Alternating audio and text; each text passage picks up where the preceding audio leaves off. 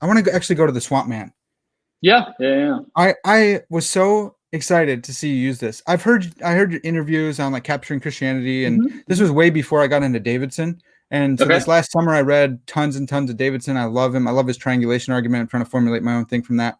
And then I saw you. I went back to your work and I saw you use the Swampman. And I was all fired Yeah. up. Can you recount the Swampman Yeah, for us? so let's say that Parker's chilling in a swamp because that's what Parker does in his I downtime. actually do that. Yeah, I love turtles and frogs and cooking and stuff. So everyone at home's laughing, like, yeah, that's just a normal day for him.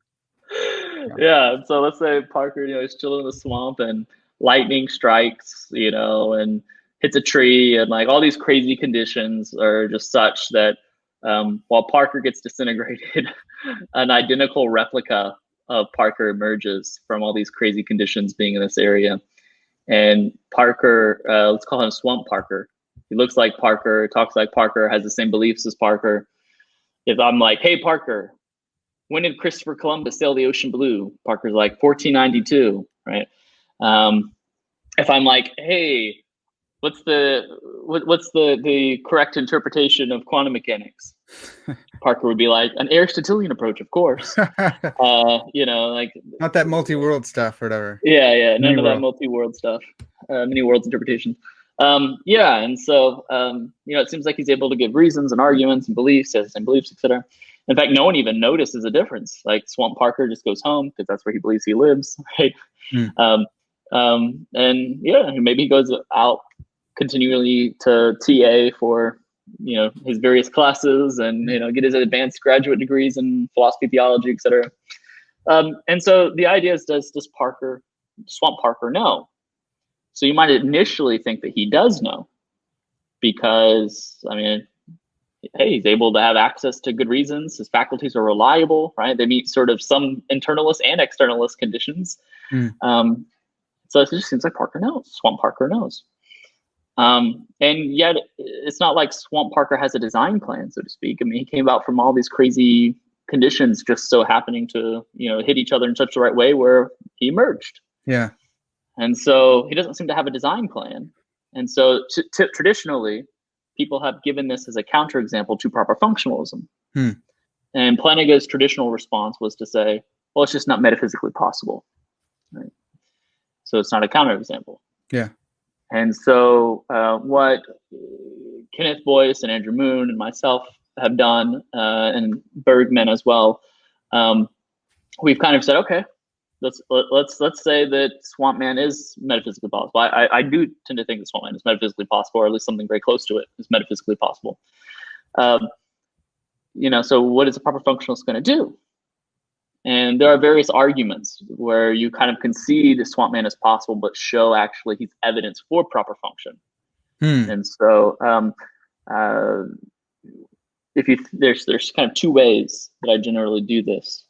One way is to say, okay, what are epistemologists after? Epistemologists are after what I call a tight connection to truth, a tight connection between the belief being produced from the faculties and that belief being true. There needs to be some sort of connection there. And so if we start talking about Swampman, it seems like, let's say Swampman produces the belief that there's an alligator in the swamp, when in fact there's an alligator in the swamp. It's not as if his faculty should be producing this belief, right?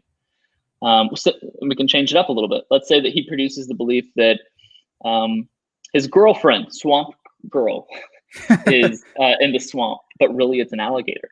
Yeah. Right? Like we could say that Swampman's faculties are malfunctioning, right? His faculties literally have no way in which they should or shouldn't produce beliefs at all. And so because they're a product of chance, right? There's no design plan. Exactly. There's no design plan.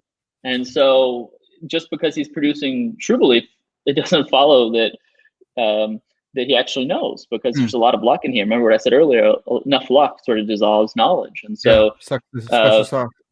Exactly. And so given that his faculty shouldn't be producing these beliefs, but nonetheless they do, there's something serendipitous about this. And so that's one approach. Another approach formulated by Kenny Boyce and Andrew Moon is to say, why do people think that Swampman knows stuff? Well, here's a central intuition. The central intuition is that if two subjects produce the same belief in the same sort of environment, right, And in the same sort of way, and if one's warranted, then that means the other's warranted. Yeah. And so they think of a counterexample to this, and a comparison between Billy and Zork. And so Zork is this alien, this different planet or different universe where the quantum mechanics make it such where, some rule about quantum mechanics and physics, whatever the explanation is, makes it such that whenever you don't observe something red, the object that's red actually disappears, right? So cognitive science teaches us that really early on, infants have belief in object permanence, that the object still exists even if you're not observing it, right? And that's when they put a cloth over it or whatever, and you can do all sorts of fun games with your kids and mess with them. Exactly. So let's say that Billy, though, on Earth, human baby, human person, just like you and I are, has a cognitive malfunction, and he produces the belief that whenever something that's red is not being observed, it no longer exists. Well, now let's say that Billy gets abducted by Zork's species, and they bring him back to their universe, their planet. And now let's say they put him next to Zork. They're in the same environment, right? They have the same sorts of experiences. And they produce the same sort of belief. Namely, when they have like a red box, they put it away. Both infants produce the belief that the red box no longer exists. Yeah. And so, what do you do in this case? Well, it seems like Zork knows maybe, but it doesn't seem like Billy knows. Well, why doesn't Billy know? Well, because he doesn't have proper function. Well, Zork does. Yeah. And so it seems like the best explanation for why he does is proper function. So not only is it a defeater for the central intuition, but it's also sort of positive reason for proper function. There's Jeff Tolley recently came out with a paper where he tries to respond to this and argue that's not the case, that it's actually not evidence for proper functionalism, that a certain reliabilism can accommodate these intuitions. But in this volume, I respond to him and say, actually, that's not so. And then Boyce and Andrew Moon also have a new paper coming out that also responds to him in more detail. Oh, awesome. They'll also reference what I say there. So, so that's kind of how Swampman relates to proper function. Overall, it's a motivation for believing in proper functionalism rather than an objection, I think. I love that. It reminds me a little bit of Richard Taylor's like white stones analogy or intuition pump. Are you familiar with that at all? It's like an argument from reason kind of thing. Yes, I think so. So you could be on like a tram to Disney World and you look out on the hill and there's a bunch of white stones that says welcome to Disney World. And there's at least, two possible ways it's there. One is that someone designed it and put it there and said welcome to Disney World. And the other is that really implausible, but logically possible that a dump truck dumped a bunch of white stones and it spells it all out. If you think that the first is the case, someone's trying to give you content, you can read it for content, and you can say, well, maybe I'm in Texas and they don't have Disney World, so someone's lying to me, or maybe I am. But if you think the second is the case, that it happened by accident, you'd be an idiot to read that for content. I believe it came there by accident, but yet I'm going to read it. And so I think the analogy over to Swampman is like, you think that about your cognitive faculties, that they came by chance, and yet you're trusting them to tell you that they came by chance. And you think that there's this tight connection, as you say, to truth there, but yet you have this undercutting defeater, I would say, and maybe it's self-defeating, thinking that they came by chance, and yet you're using them for truth. Yeah, so I think it gets into two things. One, I think what it amounts Swampman to be is like the ultimate walking Gideon example. Right? Yeah. Okay. And two, I